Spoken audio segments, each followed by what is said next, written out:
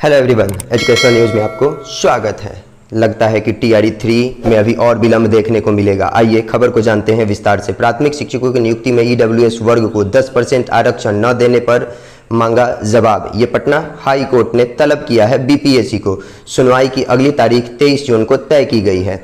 बिहार में प्राथमिक शिक्षकों की नियुक्ति को लेकर आरक्षण विवाद एक बार फिर न्यायिक जांच के घेरे में है। ईडब्ल्यूएस वर्ग को 10% आरक्षण न देने के मामले में पटना हाई कोर्ट ने राज्य सरकार और बीपीएससी से जवाब तलब किया है। न्यायाधीश सत्यव्रत वर्मा की एकल पीठ ने अभय राज और 88 अन्य की याचिकाओं पर सुनवाई करते हुए राज्य सरकार और बिहार लोक सेवा आयोग से जवाब तलब किया है।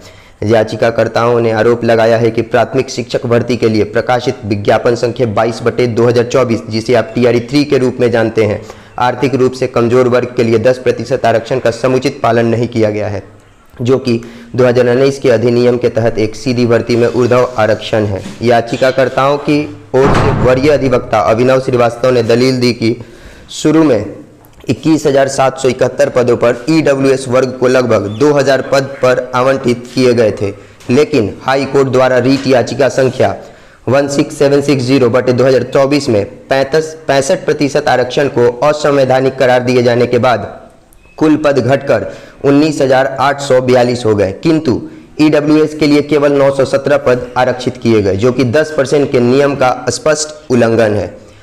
याचिका में यह भी तर्क दिया गया है कि महिला उम्मीदवारों को विभिन्न वर्गों में ऊर्ध्व आरक्षण के रूप में स्थान प्रदान किया गया है, जबकि संविधान में महिलाओं के लिए आवर्ती क्षैतिज आरक्षण का प्रावधान किया गया है। उदाहरण स्वरूप सामान्य श्रेणी में 7,440 में से 3,716 पर महिलाओं को, जबकि ओबीसी में 2,357 में से केवल 501 पद ही महिलाओं को दिए गए, जो कि 35% क्षैतिज आरक्षण के प्रावधान से मेल नहीं खाते।